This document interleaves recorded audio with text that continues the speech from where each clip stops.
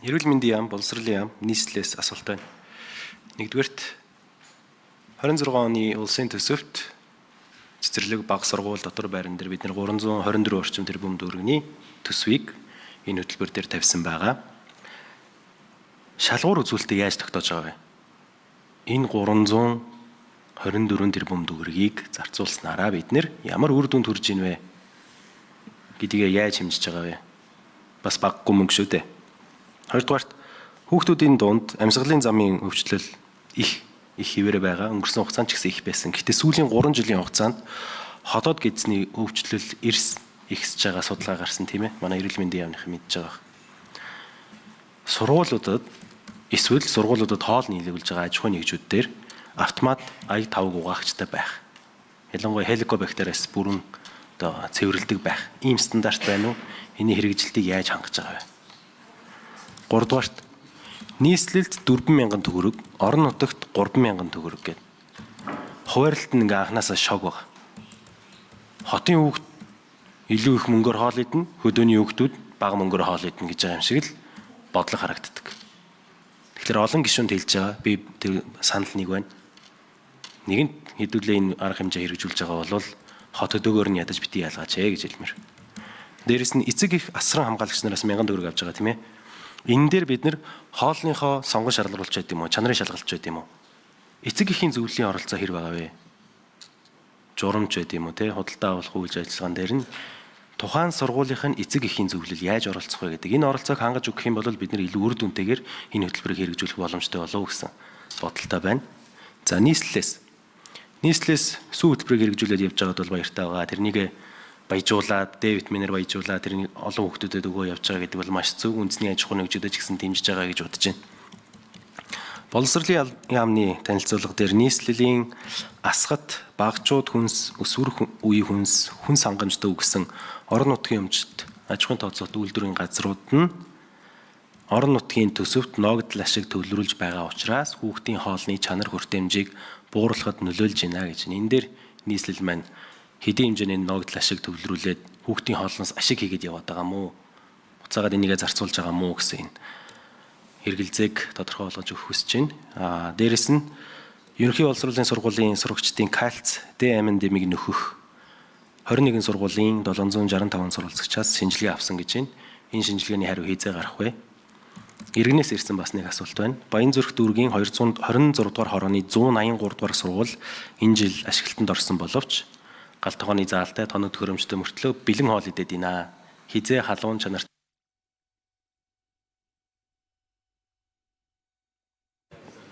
За эхний асуулт 3 номер эрүүл мэндийн яам очрууд дарга. За гишүүний асуултанд хариулъя.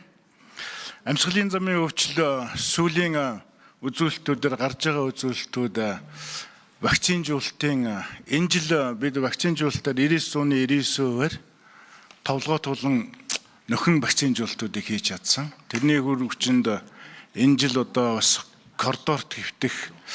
За одоо яг энэ амьсгалын зовлон өвчлөлөөр нас баралтын түвшинг бол одоо бас тодорхой хэмжээнд ихсэхгүйгээр барьж чадсан. Тэгвэл энэ бол цаг улирлын бас хүндрэлүүд Улаанбаатартай холбогдсон хүндрэлүүд, өвчлөлүүд бол их сайн. За хоол тэжээлтэй хүүхдүүдийн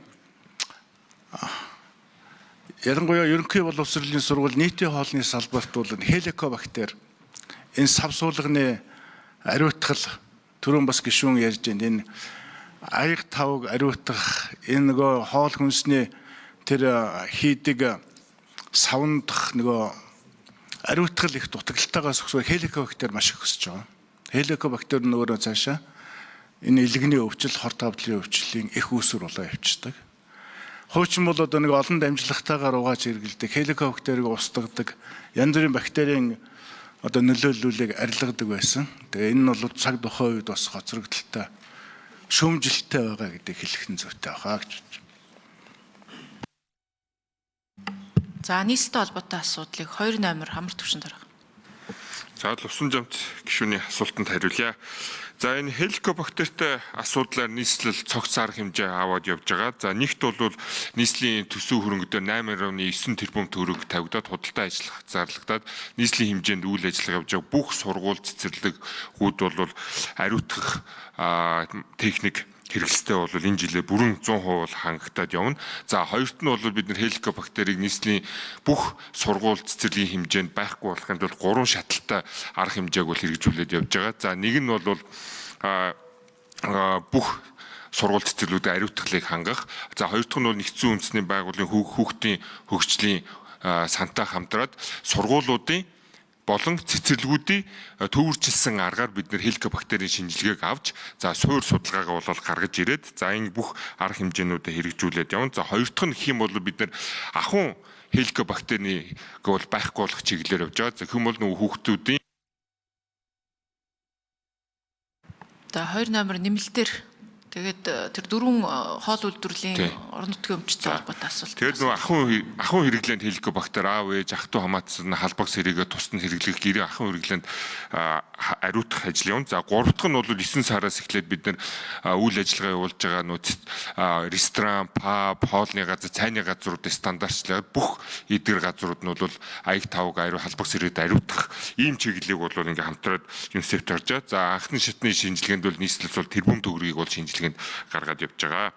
За 4 орон нутгийн өмчт байгаа. За орон нутгийн өмчт бол ашиг бол олдгүй.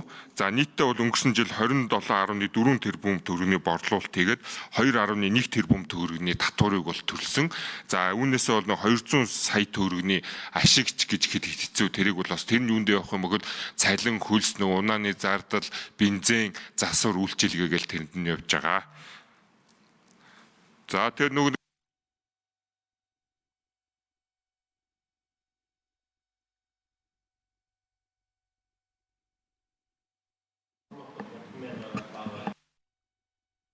За 1 номер боловсролын яамнаас энэ асуултанд хариулъя. 1 номер. За хоол үйлдвэрлэлийн хэлтсийн дарга Түмэн Жаргал гишүүний асуултанд хариулъя. За эхний ээлжин дээр цэцэрлэг дээр орон нутагт 3,000 төгрөгөөр нийслэлээр 4,000 төгрөг буюу эцсийнхээс ингээ аваа явж байгаа. Тэгэхээр энэ дээр бол бид нэр түрүүн хэлсэн захим системийг нэвтрүүлээд яг эцэг ихэд бол яг тухайн хүүхэд өдөртөө ямар хоол идсэн, элчлэг шимдэжэл, нүүрс ус өөх тос нь ямар байсан гэдэг мэдээллүүдийг эцэг ихэд өгөөд буцаагаад эргэх хөндлөнгийн хяналттай ийм үйл ажиллагаа явуулж байгаа. За төсөвдөр бид нэр мөнгө тавьж өгөхдөө энэ ер нь энэ яриад байгаа сургууль цэцэрлэгийн хүүхдийн хоолны шимдэжэлийн байдлыг агуулмжийг 3 сайдын тушаалаараа баталсан байдаг. Эрүүл мэндийн сайд, боловсролын сайд, сангийн сайд. Энэ тушаал дээр яг цэцэрлэг сургууль хүүхэд хэдэн хувийг авах юм? За тэн дотроо түрүүний гишүүний ярьдаг уурга, нүүрс ус, өөх тос ямар хэмжээтэй байх юм? Үүнийг хангахын тулд одоо 5 бүлгийн хүнс маань хэдэн грамаар орох ёстой ингээд батлаад өгсөн байдаг.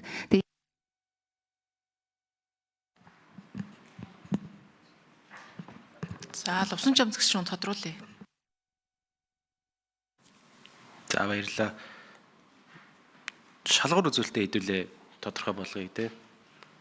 5 жилийн үндсэн чиглэл дээр маш олон саналуудыг оруулж гисэн. Хүүхдүүдийн амин дэм хэмэр хэмжих юм уу? Хоол тэжээлийн дутагдлаар хэмжих юм уу? Эсвэл 2-3 шалгуур үзүүлэлтээр хэмжих юм уу гэдэг энэ зүйлээ тодорхой болгосон зүгээр болов уу гэж бодож байна. Төсвийн гүйцэтгэлийг удахгүй хэлсэн. Энийг бас би тодруулж асуух учраас та хэд минь бэлэн байгаарай гэж. Хоёрдугаарт эцэг эхийн зөвлөлийн оролцоог нэмэх хэрэгтэй байгаа. Энэ бол санал шүү. Эцэг эхчүүд нь өөрсдөө хоолоо идэж үзээд ямар байгууллага, ямар хоол хүнс тэжээл манай хүүхдэд идүүлээд байгаа юм бэ гэдэг дээр нь оролцох юм бол харьцангуй ил тод нээлттэй үр бүтээмжтэй хөтөлбөр болно гэж боддоо шүү. За Баянзүрх дүүргийн 26 дугаар хорооны 183 дугаар сургуулийн үдийн цайны хөтөлбөр дээр хариулт авч чадаагүй байгаа. Тэрэн дээр нэмэлт авъя. Мөн ДМН-ийн шинжилгээний хариулт хизээ гарах вэ гэстэй. За дахиад нэг санал байна. Бүх сургуулиуд дээр хоол зүйчтэй болгоно гэсэн зүйл дээр бас манай бусад гишүүд минь хэлж байна. Энэ бол боломжгүй. Тийм урсгал зардлыг дийлэхгүй. Тэгэхээр дүүрэгтэй нэг ч юм уу аймагтай нэг. За 2 номер амар төвшин дарга. За амин дэмийн судалгаанууд хийгдээд өнөөдөр албан ёсоор ингээд дуусаад за маргааш статистик судалгаан дээр манай багийнхан ажиллаад явна. За энэ дээр бол ерөнхийдөө Д витамин, за кальц, С витамины бүх судалгаанууд ингээ гараад ирнэ. Сая Ганва гишүүний хэлдгээр бид нэр яг суур судалгаа өөрөө байхгүй байдаг хеликобактерич бай, витаминч бай. Тэгээд үнний мөнгө өсөлт, үнний дүнгийн өсөлт бууралтай холбоотойгоор ямар нөлөө үзүүлж байгаа гэдэг энэ суур судалгаанууд байхгүй болохоор нийслэлийн хэмжээнд суур судалгаануудыг бол хийгээд явж байгаа. За 183 дугаар сургууль дээр хэмэд галтгооны тоног төхөөрөмж хэрэгсэл нь бол ирсэн байгаа. Гэхдээ сая 100 төгрөгөөр ажиллах яг үндэ туслах тоогооч ажилтан бол одоо хүртэл байхгүй байгаа. Зарлаад бид нэр баг 2 сар гаруй болж байна. За энэ дээр бол ажиллах хүн байхгүй байгаа.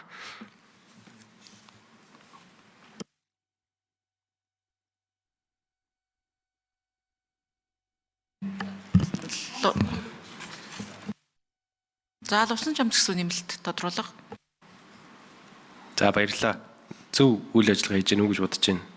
Кальцийн шинжилгээг нь цусаар авч гэнэ үү эсвэл өөр аргачлалаар шинжилгээ авч гэнэ үү гэдэг асуултыг Ганва гишүүн доктор дамжуулж асуулаа. Тэгэхээр нийслэл дүүрэг орон нутагт байгаа нь ч гэсэн адилхан ийм 1.1 сая төгрөгийн цалингаар тоогооч олдохгүй байна гэж байгаа. Тэгээ уг нь аж ахуйн нэгжид хариуцуулах ч байт юм. Тийм байдлаар явбал их бүтээмжтэй болох юм байна гэсэн тийм саналтай байна. Тэгэхээр аль болох эцэг эхийн оролцоог л оруулж өгөхгүй бол төр нь хүүхдүүдийг нь бүгдийг хариуцаж даагаад хоолны нэдүүлэх гээд байгаа юм шиг хандлагаар хандаж болохгүй шүү.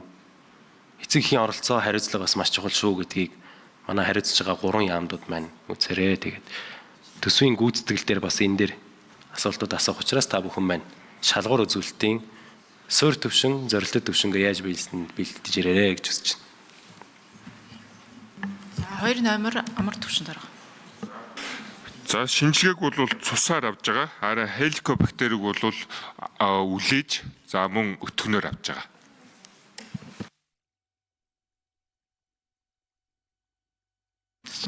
За энд хоёрын мантахаа гişүн асуулт